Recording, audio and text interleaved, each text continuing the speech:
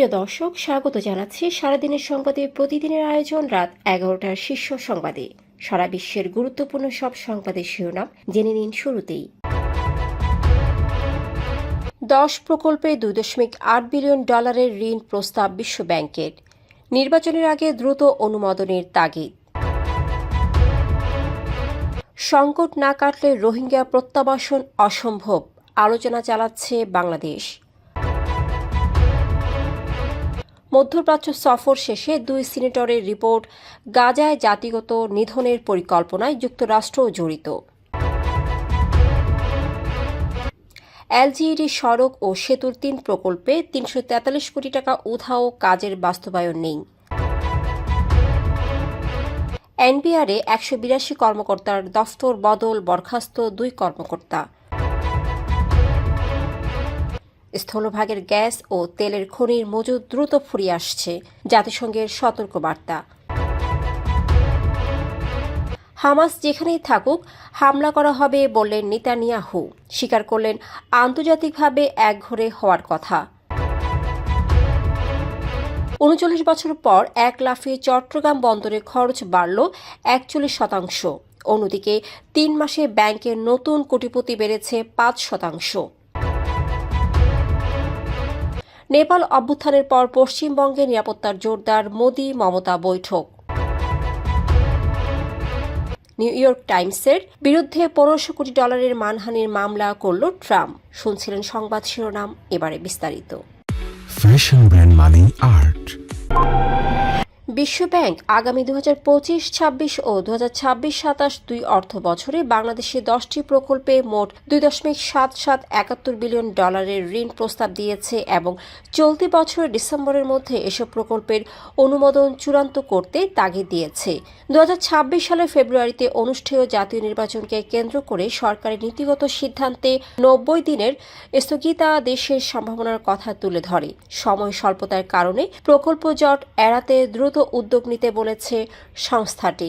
IDA 21 বাস্তবায়নের অংশ হিসেবে বাংলাদেশ ও ভুটানের জন্য বিশ্বব্যাংকের ডিভিশন ডিরেক্টর যা পেসমে 26 আগস্ট অর্থ উপদেষ্টা সালেউদ্দিন আহমেদকে পাঠানো চিঠিতে এ তাগিদ দেন।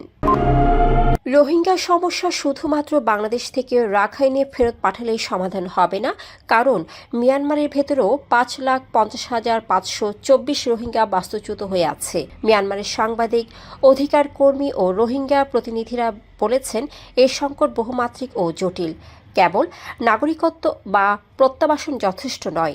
রাখাইন প্রদেশ, যা 2024 সাল থেকে বিদ্রোহী আরাকান আর্মি নিয়ন্ত্রণে, সেখানে রোহিঙ্গারা দ্বিতীয় বৃহত্তম জনগোষ্ঠী। বাংলাদেশে বর্তমানে প্রায় 13 লাখ রোহিঙ্গা বসবাস করছে এবং প্রত্যাবাসনের উদ্যোগ চলছে। বাংলাদেশ জানিয়েছে, সমস্যা সমাধানে মিয়ানমার সরকার ও আরাকান আর্মির সঙ্গে আলোচনা চালিয়ে যাচ্ছে।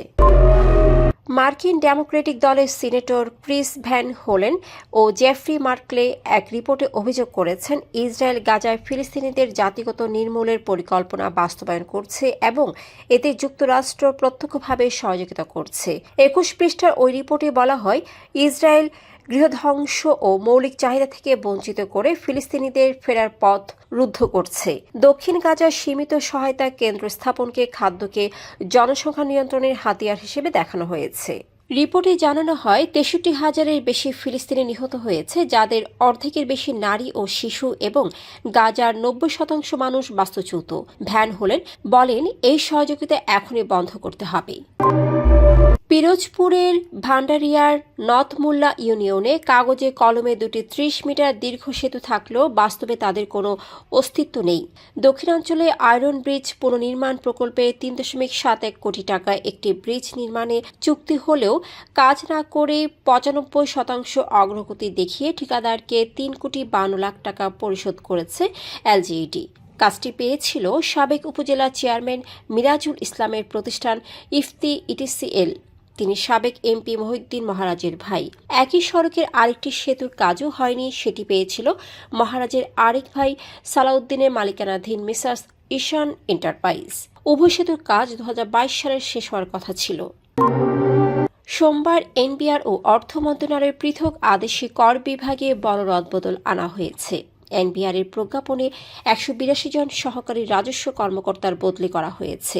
একই দিনে কর অঞ্চল 16 এর যুগ্ম কর কমিশনার মোহাম্মদ জাহাঙ্গীর আলমকে বাধ্যতামূলক অবসর দেওয়া হয়েছে, কারণ তার চাকরির বয়স 25 বছর পূর্ণ হয়েছে এবং জনস্বার্থে তাকে অবসর দেওয়া প্রয়োজন বলে সরকার মনে করেছে।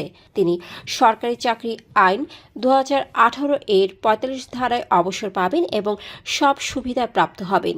এছাড়া একজন কর পরিদর্শককে সাময়িক বরখাস্ত করা হয়েছে।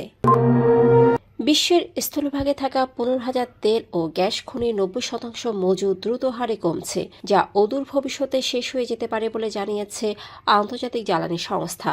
ফলে বর্তমানে প্রতিদিন গড়ে 55 লাখ ব্যারেল তেল এবং 18,000 থেকে 27,000 কোটি কিউবিক মিটার গ্যাস কম উত্তোলন হচ্ছে।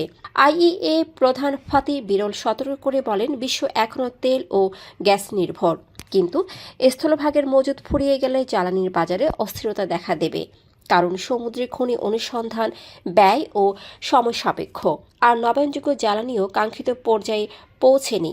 সমাধান হিসেবে নতুন খনি অনুসন্ধানে বিনিয়োগ বাড়ানোর তাগিদ দিয়েছেন তিনি। ইসরায়েলের প্রধানমন্ত্রী বেনিয়ামিন নেতানিয়াহু কাতারে হামাস নেতাদের উপর হামলার পর ফের হামলার আশঙ্কা উড়িয়ে দেননি। তিনি বলেন, যেখানেই থাকুক তারা রেহাই পাবেন না। জেরুজালেমে যুক্তরাষ্ট্রের পররাষ্ট্রমন্ত্রী মার্কো রুবিওকে পাশে নিয়ে এক সংবাদ সম্মেলনে তিনি বলেন, আত্মরক্ষায় প্রতিটি দেশের নিজস্ব সীমানার বাইরেও অধিকার রয়েছে। হামলায় 6 জন নিহত হলেও হামাস নেতারা বেঁচে গেছেন বলে দাবি সংগঠনটির। ঘটনাটি আন্তর্জাতিক অঙ্গনে ক্ষোভ সৃষ্টি করেছে। কাতারে হামলার নিন্দা জানিয়েছেন মার্কিন প্রেসিডেন্ট ডোনাল্ড ট্রাম্পও। এদিকে ইসরায়েল এখন আন্তর্জাতিকভাবে একঘরে হয়ে পড়েছে, এটি প্রথমবারের মতো স্বীকার করেছেন নেতানিয়াহু। গাজায় চলমান যুদ্ধ ও ডানপন্থী নীতির কারণে চাপের মুখে তিনি বলেন, ইসরায়েলকে স্বনির্ভর অর্থনীতির সঙ্গে মানিয়ে নিতে হবে এবং নিজেদের অস্ত্র নিজে তৈরি করতে হবে। দীর্ঘ 39 বছর পর চট্টগ্রাম বন্দরে 23টি খাতে ট্যারিফ বাড়িয়ে প্রজ্ঞাপন জারি করেছে সরকার, যা 15 সেপ্টেম্বর থেকে কার্যকর হয়েছে। গড়ে 35 থেকে 41% পর্যন্ত মাশুল বেড়েছে। এতে ভোক্তাদের উপর চাপ বাড়বে বলে মনে করছেন সংশ্লিষ্টরা। বর্তমানে মাশুল ডলার মূল্য ধার্য হয়, যেখানে বিনিময় হার ধরা হয়েছে 122 টাকা। ডলার বাড়লে মাশুলও বাড়বে। এদিকে ব্যাংকিং খাতে কোটি টাকার বেশি আমানতধারীর সংখ্যা বেড়েছে। কেন্দ্রীয় ব্যাংকের তথ্য অনুযায়ী 2024 সালের অক্টোবর থেকে ডিসেম্বরে এ ধরনের অ্যাকাউন্ট বেড়ে 1,22,000-এ পৌঁছেছে, যা আগের প্রান্তিকে ছিল 1,17,000, অর্থাৎ 4.23% অ্যাকাউন্ট বেড়েছে। সরকার পরিবর্তনের পর অনিশ্চয়তায় অনেকেই আমানত তুলেছিলেন, তবে এখন আবার স্থিতি ফিরছে বলে জানিয়েছেন ব্যাংক কর্মকর্তারা।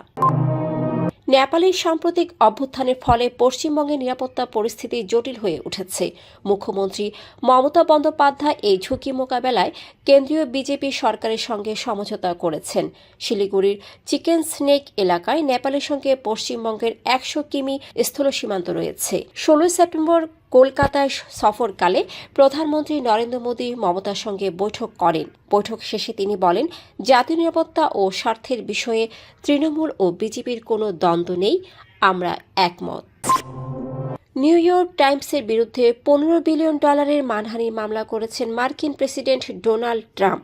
16 সেপ্টেম্বর ফ্লোরিডার একটি আদালতে মামলাটি দায়ের করেন তার আইনজীবীরা। অভিযোগে বলা হয়, নিউ ইয়র্ক টাইমস ডেমোক্রেটিক পার্টির মুখপাত্রে পরিণত হয়ে ট্রাম্পের বিরুদ্ধে মিথ্যা ও মানহানিকর তথ্য ছড়াচ্ছে।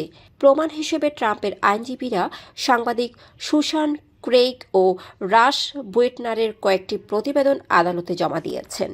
ট্রাম্পের দাবি, এসব প্রতিবেদনে ইচ্ছাকৃতভাবে তার পরিবার, ব্যবসা ও রাজনৈতিক ভাবমূর্তি ক্ষুণ্ণ করা হয়েছে।